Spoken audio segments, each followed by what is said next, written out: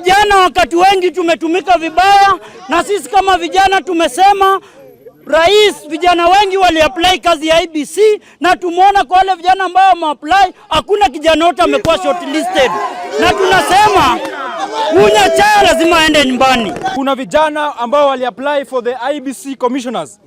Over 200 young people walipeana submission zao kukuwa commissioners kwa IEBC.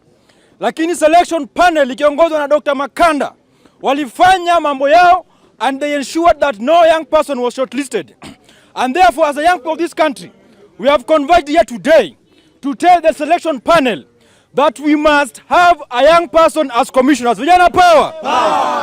We need the selection panel to select our young youths. The youths are very competent. They've gone to the university. They're educated enough, and they should be in these spaces. They are the ones who are supposed to be occupying these spaces. Sisi tumegadhabishwa sana na ile mambo inaendelea kwa hiyo boardroom.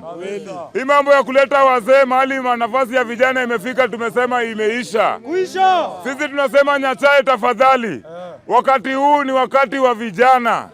Hii mambo ya kuweka wazee wanapelekwa kama report control tumekataa.